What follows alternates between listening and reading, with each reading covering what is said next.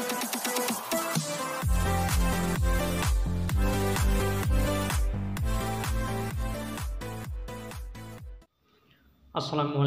warahmatullahi wabarakatuh. Berjumpa lagi bersama saya petani hidroponik Comal yang ada di ketinggian 11 mdpl jalur Pantura Comal Pemalang.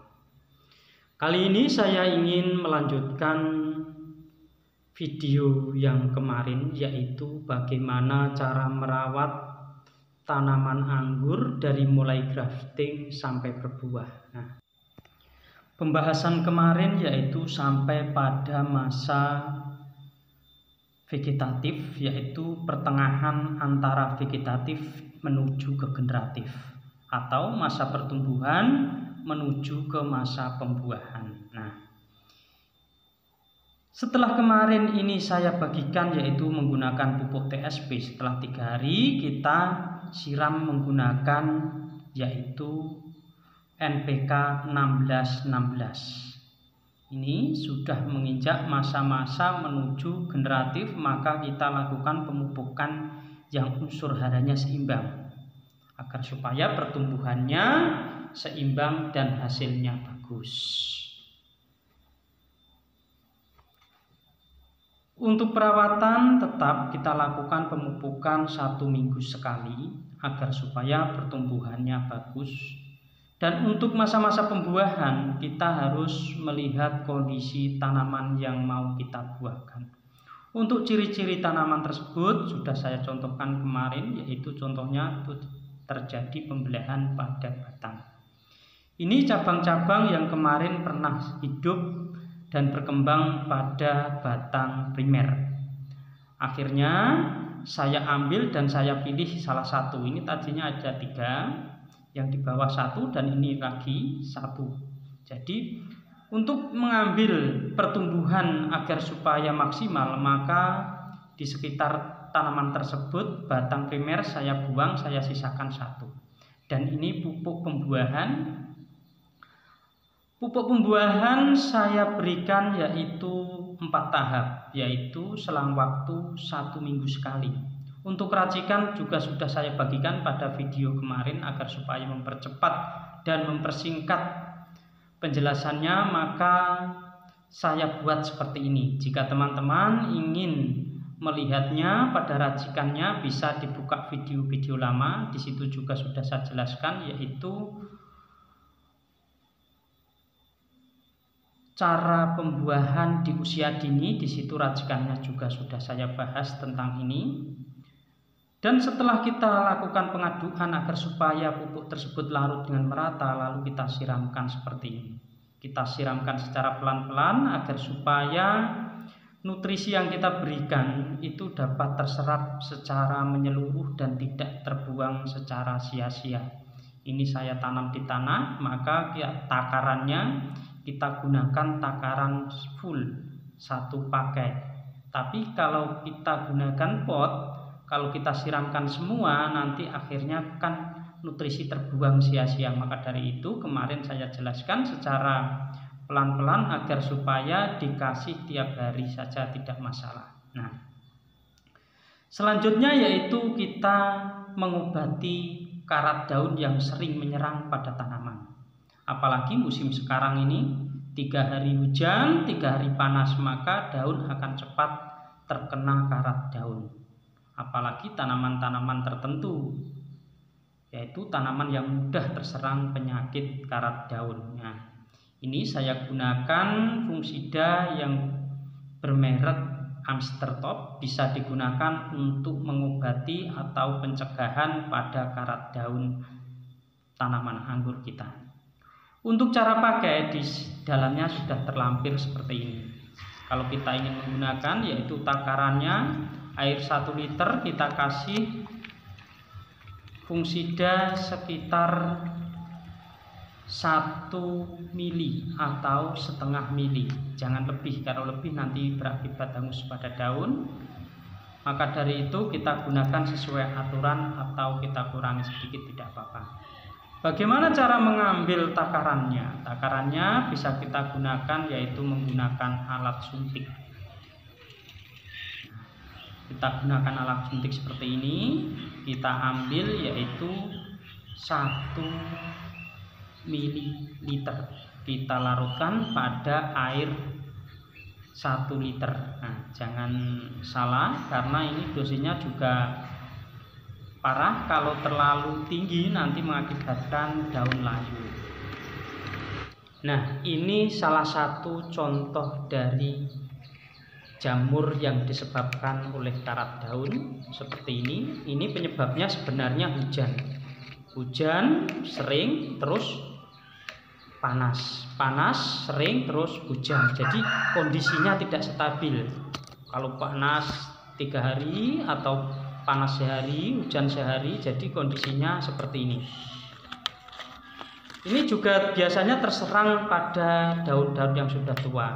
Tapi untuk daun muda dia masih aman dan tidak masalah. Alangkah baiknya daun-daun tua kita buang terlebih dahulu seperti ini. Kita buangi agar supaya nantinya kita melakukan penyemprotan bisa mengenai batang-batang yang ada pada tanaman anggur kita. Ini yang biasanya yang terkena yaitu daun-daun tua. Sebenarnya kalau kita buang saja nggak masalah, tapi untuk antisipasi jamur itu berkembang di batang maupun di tunas bat, maka kita gunakan fungisida untuk membasmi jamur tersebut. Nah, kita lakukan seperti ini. Memang ada jenis-jenis yang sangat bandel dan tahan terhadap jamur, yaitu saya rekomendasikan jenis Ninel. Dia lebih kuat dan tahan, tidak mudah terserang penyakit. Buah pun aman kalau musim-musim penghujan. Jadi alangkah bagusnya kalau kita rawat dengan lahan terbuka itu menggunakan tanaman yaitu jenis Ninel. Dia sangat bandel sekali dan tidak mudah terserang penyakit, dan perawatannya gampang, pembuahannya pun mudah. Nah, kita lakukan pembersihan seperti ini daun-daun tua yang sudah terserang jamur. Ini karena cuacanya itu tidak menentu, tiba-tiba hujan, tiba-tiba panas, sehingga tanaman anggur akan mudah terserang jamur pada daunnya. Setelah kita melakukan pengobatan atau penyemprotan seperti ini, kita lakukan kalau untuk pencegahan itu ya sekitar sebulan sekali. Kalau untuk mengobati kita gunakan rutinitas 3 hari sekali. Setelah itu kita tenggang seminggu sekali dan kita kembalikan pada pencegahan. Ini sudah lama sekali saya tidak gunakan penyemprotan fungisida karena ada tanaman yang berbuah, takutnya nanti terkena angin, jadi fungsidanya terbawa oleh angin sehingga menempel pada buah. Ini sudah hampir 2 bulan tidak saya lakukan seperti ini. Dan ini tanaman anggur yang sudah berbuah. Bagaimana cara perawatannya? Kalau sudah berbuah seperti ini, kita hentikan pemupukan. Kalau kita mau menggunakan kapur dolomit masih bisa untuk memperbaiki media tanam. Kalau kita mau menggunakan POC juga masih bisa untuk memperbaiki media tanam. Tetapi untuk pemupukan kita kurangi terlebih dahulu, menunggu hasil dari bunga berubah menjadi buah. Nah, seperti ini. Ini waktu-waktunya santai agar supaya tanaman kita tidak terjadi hangus atau rontok pada bunga yang berproses seperti ini. Saran saya, jika teman-teman ingin membuat tanaman anggur kita aman, ya kita gunakan sistem greenhouse seperti ini. Kita buatkan naungan dari plastik UV agar supaya waktu musim hujan itu tidak ada masalah pada tanaman anggur kita. Dan juga kita bisa gunakan cara ini untuk mengantisipasi berbagai macam penyakit, serta kita tidak usah menggunakan pestisida secara berlebihan. Lebih bagus lagi kita tidak usah gunakan pestisida, karena itu juga akan berakibat kurang bagus pada tanaman kita dan juga diri kita. Apalagi kalau pemakaiannya terlalu berlebihan dan tidak mengikuti aturan pakai. Lalu bagaimana kalau sudah tanaman berbuah seperti ini? Nah, ini tanaman sudah berbuah, maka untuk menjaga kualitas buah dan supaya buah tersebut tidak mudah pecah, maka kita lakukan pemupukan menggunakan yaitu Genom 3 putih. Nah, ini tanaman usia 8 bulan lebih sedikit lah. Batangnya sangat bagus, buahnya juga sudah panen hampir 3 kali. Bagaimana cara meraciknya?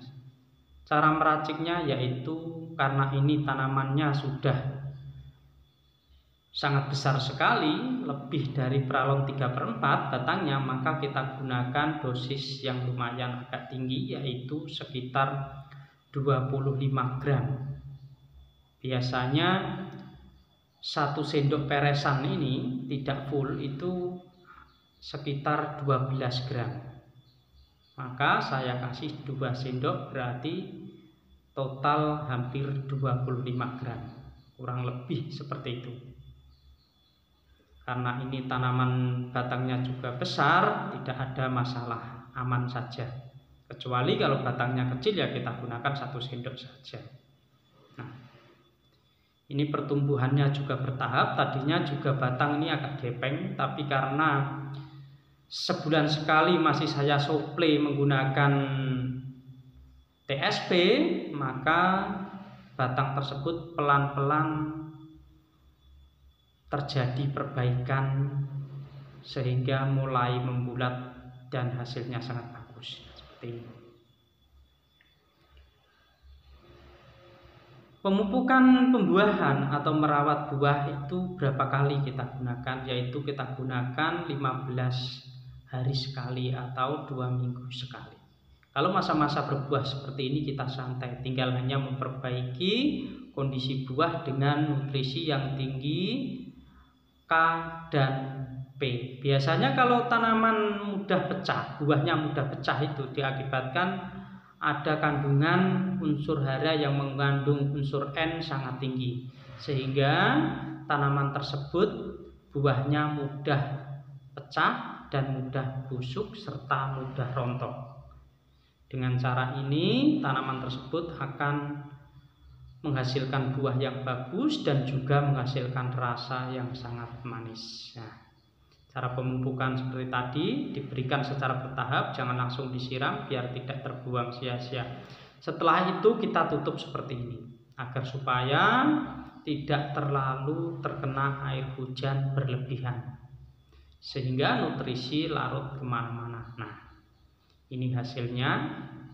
Mungkin sekitar 1 minggu lagi atau 15 hari kita bisa mengambil dan memanennya.